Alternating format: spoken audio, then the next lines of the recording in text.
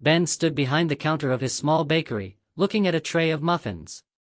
Not one had been sold all day. He let out a sigh. It had been 6 months since Ben opened his shop, Ben's Bakes. Every day, he tried something new. Every day, he hoped today would be the day people came in, loved his food, and told others. But most days were like this, quiet, empty, and full of doubt. Ben glanced at the clock, 2:30 in the afternoon. He had baked his 99th muffin recipe this morning. It smelled good. It looked good. But no one came in to try it. He looked at the front door again. Still no customers.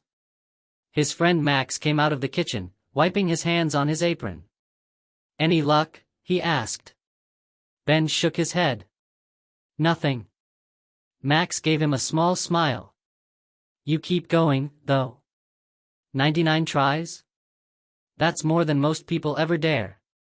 Ben smiled weakly. "Yeah. 99 failures." Max leaned on the counter. "Or 99 steps toward getting it right." Ben didn't answer. He thought about the job he had before. It was in an office, sitting behind a desk, making good money. Safe, steady. But it didn't make him happy. Baking did. Ever since he was a kid, he loved being in the kitchen with his mom. Mixing flour, adding sugar, watching things rise in the oven. He had a dream, to open a bakery where people smiled the moment they walked in. So he quit his job, took his savings, and opened the shop. At first, it was exciting. But soon, the hard days came. The quiet days. The days where he wondered if he had made a big mistake. He looked down at his notebook. Inside it were 99 muffin recipes, each one slightly different. Some too dry. Some too sweet. Some just boring. He flipped to the last page. Blank. Slowly, he picked up his pen. At the top, he wrote. Recipe number 100. He didn't know what it would be yet. But something in him said, try one more time. That night, Ben stayed in the kitchen after closing. The streets were quiet. The lights in the bakery were dim. He opened his cupboard and looked at his ingredients. Flour. Butter. Eggs. Sugar. Walnuts. Dark chocolate. A little orange zest. He began to mix. He didn't follow a guide. He didn't copy anyone else. He just trusted what he felt. By 3 a.m., the batter was ready. He poured it into the tray and slid it into the oven. The smell filled the room, warm, rich, real. When Max arrived early the next morning, Ben was still there. You didn't sleep? Max asked. Ben shook his head. But I think I made something special. They waited for the muffins to cool. Max took a bite. He froze. Then he smiled. Ben, this is it. Ben didn't say anything. He just looked at the tray. Muffin number 100. The one he almost didn't make. That day, Ben didn't put up any big signs. He just placed the muffins on the counter with a small note. Try one. Let us know what you think. The first customer was a woman walking with her son. She bought one muffin, took a bite, and her eyes lit up. She came back 5 minutes later. Can I buy 3 more? She asked. By 3 p.m., they had sold out. Max high-fived Ben. Told you. Number 100. Ben gave a small laugh. He couldn't believe it. For the first time, something he baked was making people come back. He went to the back room, leaned on the wall, and smiled. He didn't feel proud. He felt alive. In the following weeks, more people came. Word spread. Some called it the 100th muffin. Others just called it magic. Ben didn't change his recipe. He didn't try to be fancy. He just baked what he loved. Every morning, he came in early. Every night, he closed the shop feeling grateful. He kept his notebook on the counter. He taped a new note on the last page. Fail 99 times. Just don't stop before 100. 2 weeks after muffin number 100, the bakery was busier than ever. Ben still woke up before sunrise. He still cleaned the floors himself and made the dough by hand.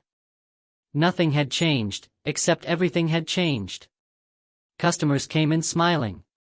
Some brought friends. Some took photos. One lady even asked, "Is this the place with the lucky muffin?" Ben laughed. Maybe. Or maybe it's just the muffin that finally felt right. One quiet afternoon, a teenage boy walked into the shop. He looked nervous and held a small notebook close to his chest. Ben smiled at him from behind the counter. "First time here?" The boy nodded. "Yeah. My friend said I should try your muffins." Ben packed one up and handed it to him. "Hope you like it." The boy sat at a table near the window and took a small bite. He chewed slowly, as if he was thinking about something more than just taste. Then he walked up to the counter again. "Can I ask you something?" he said. "Of course," Ben replied. The boy looked down. "How did you know when to stop failing?" Ben blinked.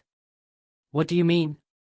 "I'm writing a story," the boy said, showing the notebook. "But I've started it and stopped it like 5 times. Every version is bad. I think maybe I'm just not good at it." Ben smiled gently. "I've been there." "You have?" "Oh yeah. Want to see something?" Ben pulled out his old notebook from under the counter. The pages were smudged, some torn, all full of notes, stains, and mistakes. He flipped it open to the first page. "This is muffin number 1. He flipped through the rest. "This is number 20. Number 50. Number 99. He turned to the back. "And this," he said, tapping it, "was number 100. The boy stared. "You really failed that many times?" Ben nodded. "I didn't get here because I was perfect. I got here because I didn't stop." The boy was quiet. Then he smiled. "Maybe I'll give my story one more try." Ben handed him a second muffin. "Try again. And next time you stop, ask yourself, what if the next try is your number 100? 6 months later. Ben's bakery now had a name that people recognized. Locals called it the home of the 100th muffin. A food blogger wrote a post that got shared hundreds of times. A small cafe in another town asked Ben for permission to try his recipe. But Ben didn't get caught up in the fame. Every morning, he still baked like it was his first day. He still made mistakes. Some muffins still burned. Some days were still slow. But something had changed in him. He no longer feared failure. He didn't need to be perfect. He just had to show up. One morning, he got a letter in the mail. It was from the teenage boy. Inside was a printed story. On the cover, it said, "Dedicated to Ben, the baker who taught me that failing is not the end, but the middle." Ben smiled. He placed the story on the shelf above his oven, next to his old recipe notebook and the wooden sign that read, "Try one more time." Yellow square moral of the story. Most people don't fail because they aren't good. They fail because they stop too soon. Ben didn't succeed after 1 try. Or 10. Or 50. Or even 99. But he kept going. And on the 100th try, he made something that changed everything. Your next try might be the one that works. But you'll never know unless you try again.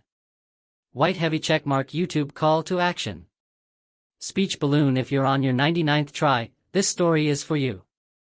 Red heart like this video if you've ever wanted to quit. Outbox tray share it with someone who needs a little push today. Bell subscribe for more simple stories that remind you. You're closer than you think. Just one more try.